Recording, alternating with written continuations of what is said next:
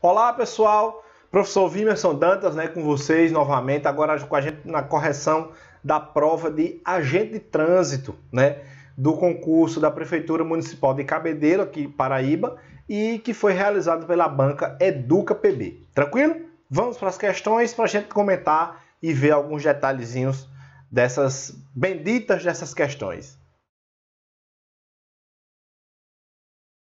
A unidade central de processamento, também conhecida por CPU, abreviatura inglesa para Central Processing Unit, que é a unidade central de processamento, como já diz aí, é o componente do computador responsável por executar as instruções de programas. Os elementos mais básicos das CPUs são os transistores.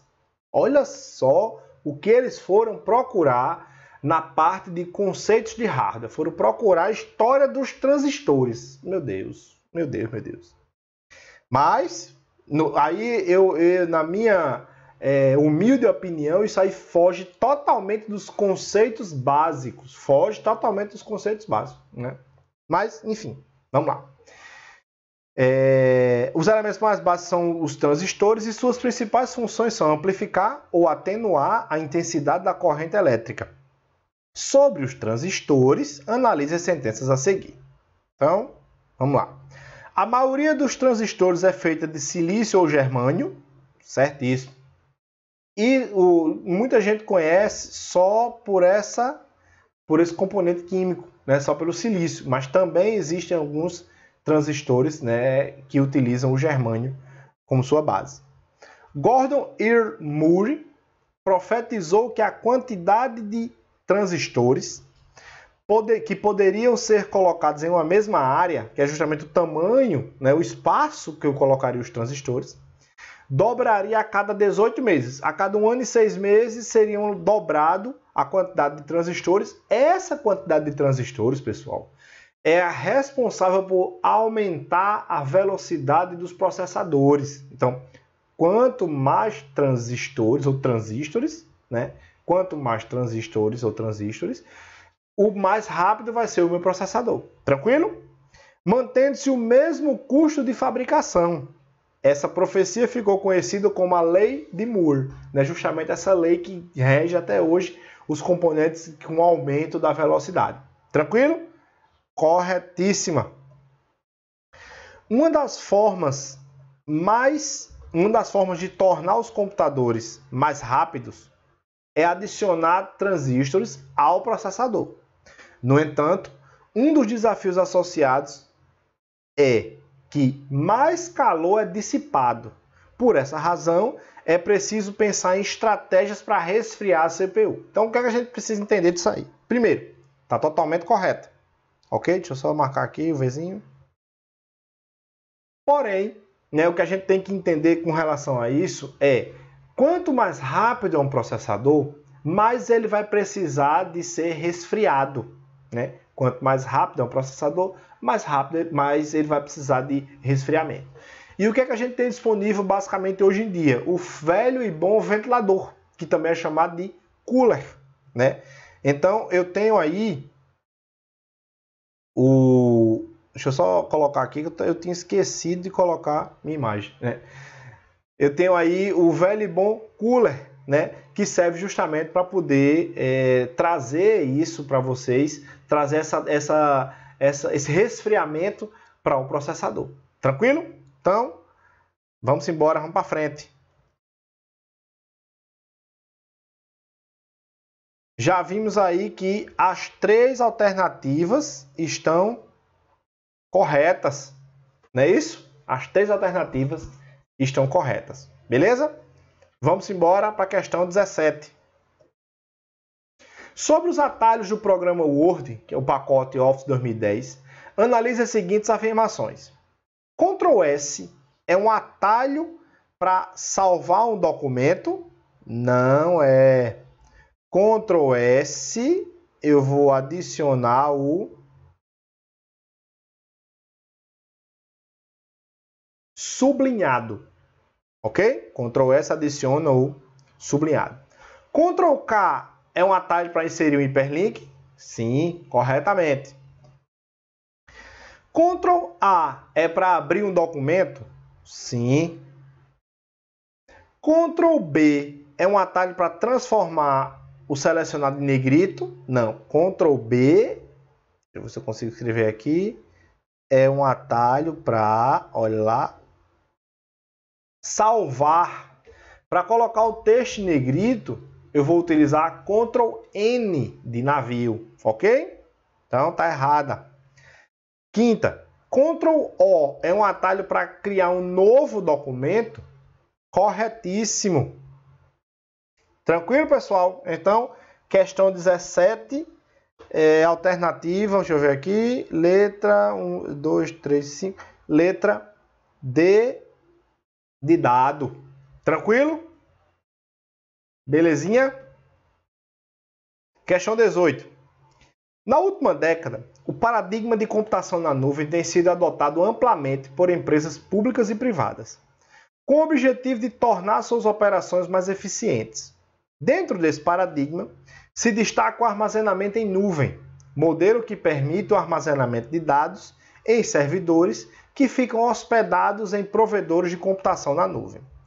Sobre o armazenamento em nuvem, então, o tópico principal da questão é armazenamento em nuvem. É incorreto. Olha lá, meu povo, olha lá o que ele quer aqui. Incorreta. A incorreta. Certo?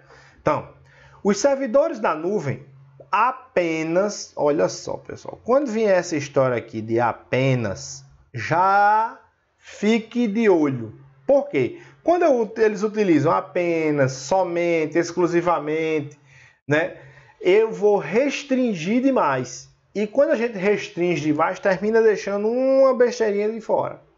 Então, os servidores da nuvem apenas permitem o armazenamento de documentos, planilhas, apresentações, imagens e vídeos. Por exemplo, se eu quiser guardar um arquivo, olha só, de áudio, não pode? Pode, né?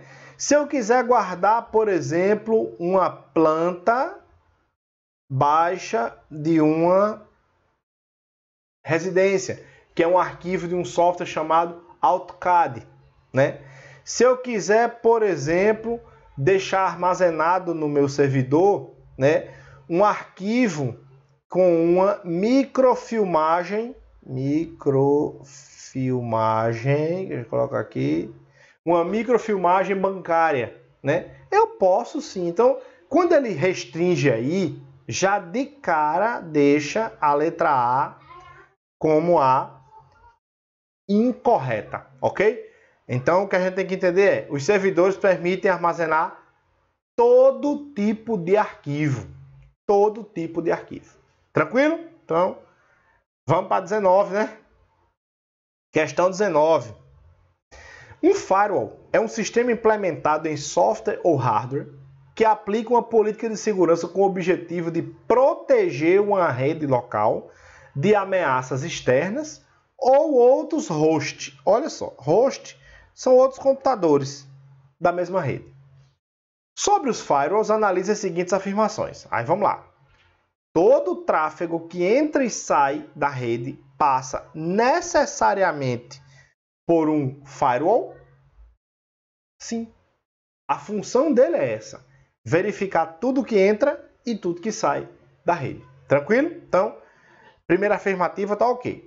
Um firewall pode bloquear portas específicas. Sim, eu peço para ele bloquear para evitar a entrada de determinadas invasões. Endereços IPs também podem ser bloqueados? Sim. E sites também podem ser bloqueados? Sim. Mas não tem a capacidade de identificar e bloquear pacotes de tipos ou de conteúdos específicos. Errado, pessoal. Totalmente errado a afirmativa 2. Por quê? Eu também posso identificar e bloquear alguns pacotes, né? Eu peço, por exemplo, olha, toda solicitação que eu vou dar só um exemplo.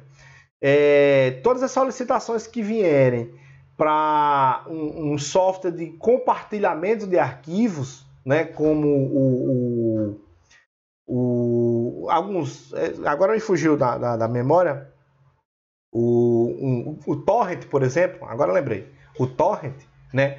Se eu vier alguma solicitação para ele, bloqueio. Então eu consigo bloquear um tipo de conteúdo específico também. Eu não quero que na minha rede seja visualizado arquivos de vídeo. Então eu vou lá e bloqueio esse tipo de arquivo, ok? Então essa questão 2 está errada. Uma das funções do firewall é proteger contra infecções de vírus e outros tipos de malware. Não, pessoal. Quem faz isso, quem protege de vírus, é o antivírus, né? Quem protege de outros tipos de malware é um anti-spyware, né? É um software para evitar um cavalo de Troia, né? Um antivírus, como a gente já citou anteriormente. Então, são softwares específicos para isso. O firewall não faz esse tipo de prevenção. Quarta e última, deixa eu ver se é a quarta e última.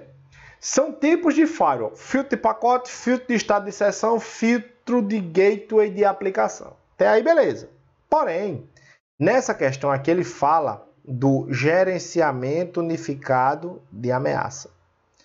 O gerenciamento unificado de ameaça é o que é bastante conhecido no meio da segurança da informação, chamado de UTM, né?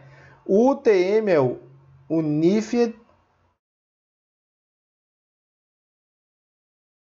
Threat, aqui é um R, T-R-E-A-T, Management.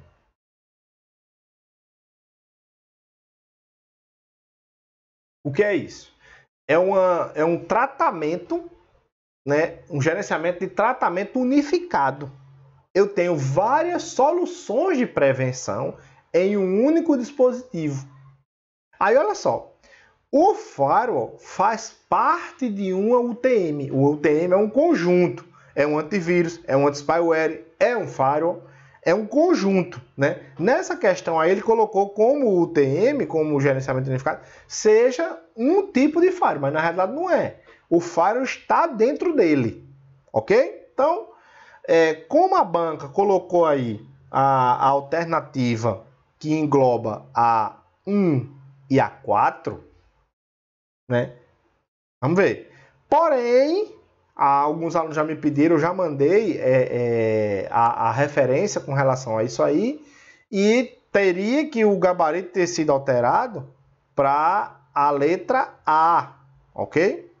Então é uma solicitação aí para alteração do gabarito para a letra A, porque a quarta afirmativa está incorreta, né? Está incorreta. O gerenciamento, deixa eu voltar aqui com o meu nomezinho que ele colocou. O gerenciamento unificado de ameaça, que é o UTM, ele tem um antivírus nele. Ele não é, desculpa, ele tem um firewall nele. Ele não é um tipo de firewall. O firewall está contido nesse conjunto de prevenção. Tranquilo? Então, o gabarito oficial da letra D. Muitas pessoas vão entrar aí com recurso para ver se volta o gabarito para a letra A, que é a totalmente correta. Beleza? Então, vamos embora. Na 20. Sobre os atalhos de navegador Google Chrome, analise as seguintes afirmações. Ctrl T abre uma nova aba. Olha só. Em se tratando de Google Chrome, eu não tenho nova aba, né? Eu tenho nova guia. Aba, a gente tinha esse conceito de aba, a gente tinha lá no Internet Explorer, né? Mas como é muito utilizado genericamente chama de aba ou de guia, guia e aba, enfim, né? Porém o nome correto seria guia, né? A afirmativa 1 está ok.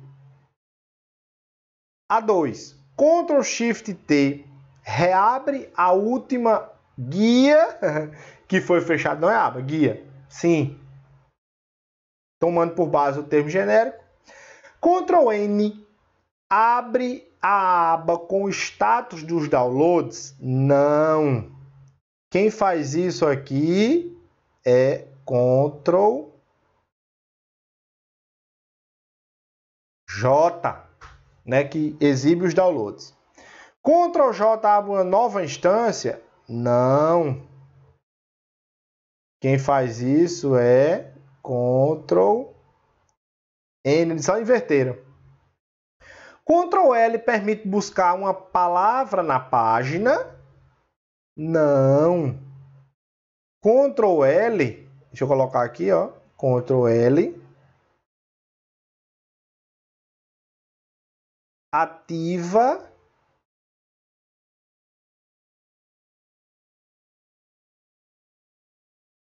a barra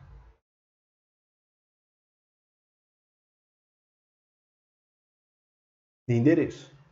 Ctrl L ativa a barra de endereço, ok? Então, quem está correto é só a letra, a primeira afirmativa e a segunda, letra B de bola. Tranquilo, meu povo?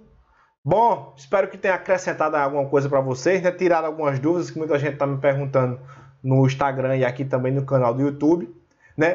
Peço só que deixe seu joinha, né? Se inscreva no canal se não for inscrito e aguardo vocês nos nossos próximos encontros. Um abraço e até mais.